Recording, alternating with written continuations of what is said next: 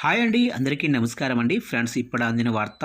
ఉద్యోగులకు పెన్షనర్లకు కేంద్రం అదిరిపోయే శుభవార్త.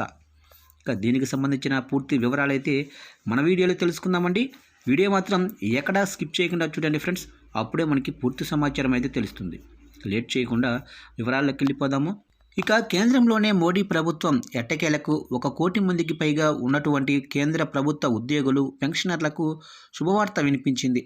8వ పే కమిషన్ ఏర్పాటు చేస్తూ నిర్ణయం తీసుకోవడం ద్వారా ఉద్యోగులు పెన్షనర్లు ఊపిరి పీల్చుకున్నారు. నిజానికి ఉద్యోగులు అదేవిధంగా పెన్షనర్లు గడిచిన 10 నెలలుగా 8వ పే కమిషన్ ఏర్పాట్లు జరగకపోవడంతో తీవ్రంగా కలత చెందారు అని చెప్పవచ్చు. ఎందుకంటే 7వ పే కమిషన్ సిఫార్సులు డిసెంబర్ 31వ తేదీ 2025 నాటికి ముగిసిపోనున్నాయి.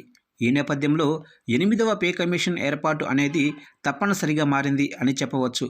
అయితే నిజానికి 8వ పే కమిషన్ ఏర్పాటు చేస్తామని జనవరి నెలలో ప్రకటన వచ్చినప్పటికీ అక్టోబర్ చివరి వారంలో కానీ సాధ్యం కాలేదు. ప్రస్తుతం 8వ పే కమిషన్ ఏర్పాటు చేయగా అందులో సుప్రీంకోర్టు మాజీ జడ్జి జస్టిస్ రంజనా ప్రకాష్ దేశాయ్ అలాగనే చైర్మన్గా నియామకం జరిగింది. అలాగే ప్రొఫెసర్ పులక్ ఘోష్ పార్ట్ టైం మెంబర్గా నియమించారు. శ్రీ పంకజ్ జైన్ మెంబర్ సెక్రటరీగా నియమించారు. వీటితో పాటు టర్మ్ ఆఫ్ రెఫరెన్స్ సైతం నిర్ణయించారు. నిజానికి కేంద్ర ప్రభుత్వం 18 నెలల్లోగా సిఫార్సులు కేంద్ర ప్రభుత్వానికి అందాలని డెడ్లైన్ కూడా విధించింది. ఈ లెక్కన చూస్తే 2028వ సంవత్సరం వరకు కానీ ఈ సిఫార్సులు అమల్లోకి వచ్చే అవకాశం అయితే లేదని నిపుణులు అంచనా వేస్తున్నారు.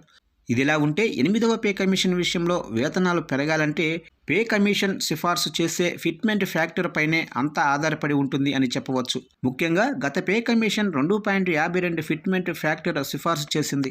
కాగా ప్రస్తుత పే కమిషన్ గతంలో కన్నా ఎక్కువ ఫిట్మెంట్ ఫ్యాక్టర్ సిఫార్సు చేయాలని ఉద్యోగ సంఘాల నుంచి డిమాండ్ వినిపిస్తుంది.